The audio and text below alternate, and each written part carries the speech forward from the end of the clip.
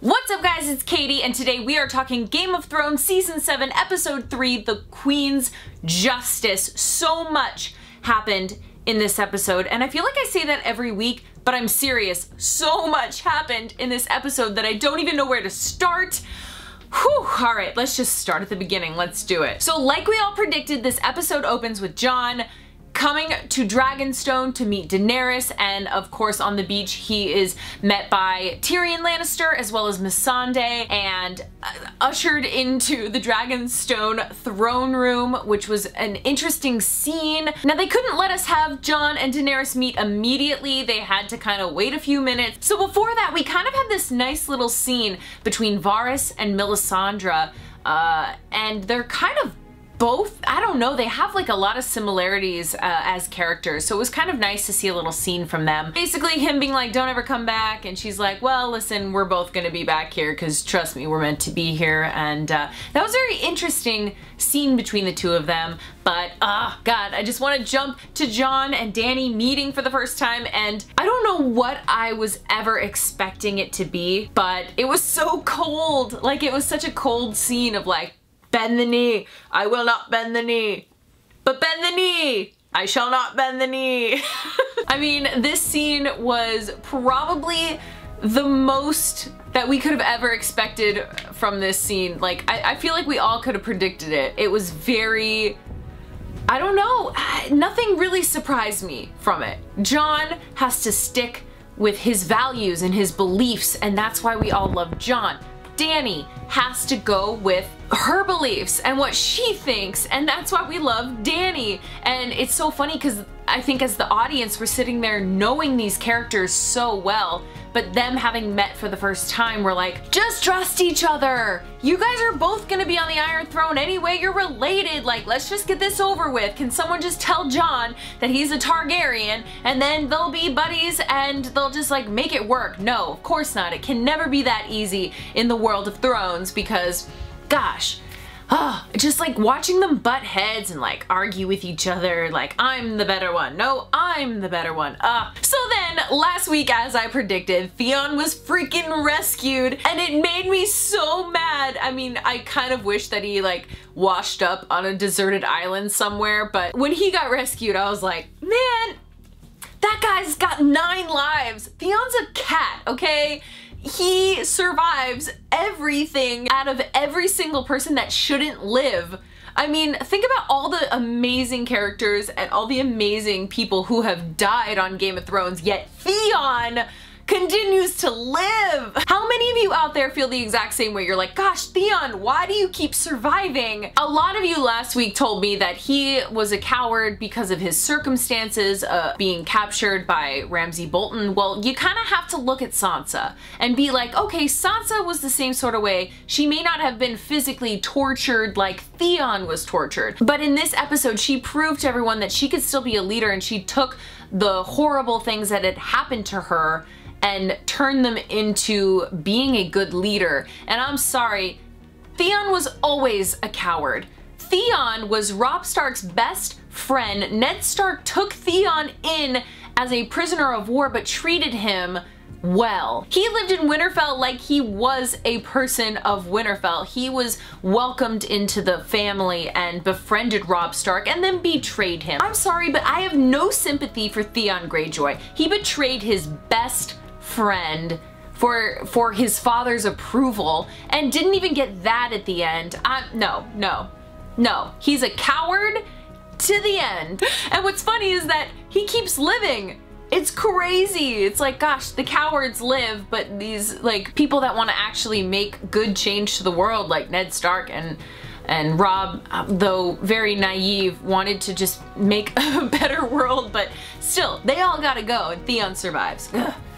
Till next episode. Gosh, I hope Theon dies eventually. So the next scene that we had was so exciting. It was actually a very good scene. Euron Greyjoy is bringing Yara and Ellaria Sand and her daughter to Cersei as the prize, basically, and Cersei's out for revenge. She's killing her daughter the exact same way that Ellaria killed Myrcella, and you know what? You really can't hate Cersei in that moment. It was such a great scene for all of the actors involved. Like, they must have been floored to read the script and see that scene, because that scene was really, really incredible. I mean, Ellaria Sand, I don't ever think that she should have killed Myrcella. I don't think that that was a fair revenge on Cersei. It was really sad that she killed Myrcella. And what's so interesting is that Cersei has literally picked apart Daenerys' alliances in one episode. All of them. Every single one of Daenerys' alliances in Westeros has been picked apart completely and destroyed. The Greyjoys, the Sands, and then of course Lady Olenna, which I'll get to. What comes next is Tyrion and Jon having the conversation, Jon thinking he's a prisoner and he can't return to help his northern people. Like, come on, Dany, you have to realize that he's telling the truth, but they don't know each other. And that was one of my favorite scenes, was that we finally get Tyrion being funny and being the comic relief a little bit of the show.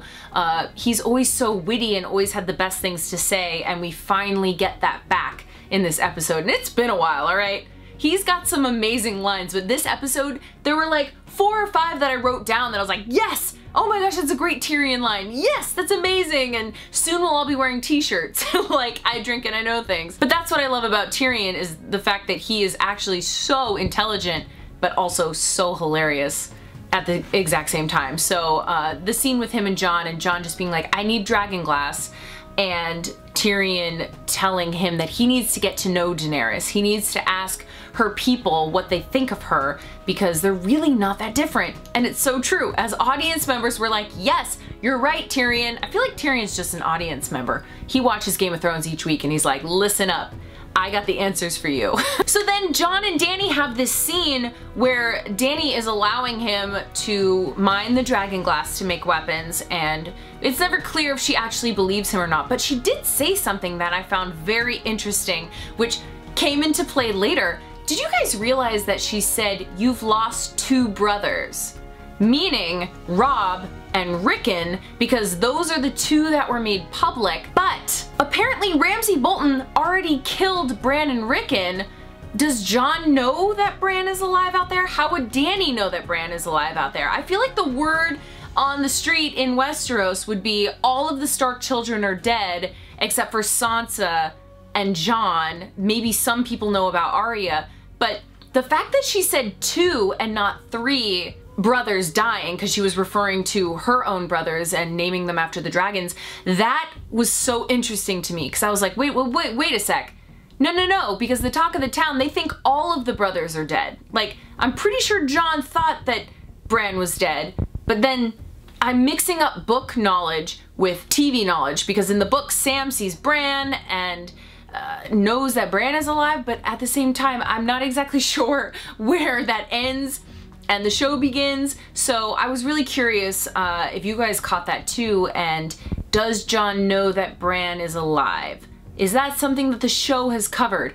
Totally mixing up book knowledge, but that was something interesting that I noticed Dany say to him. And then of course, this was amazing!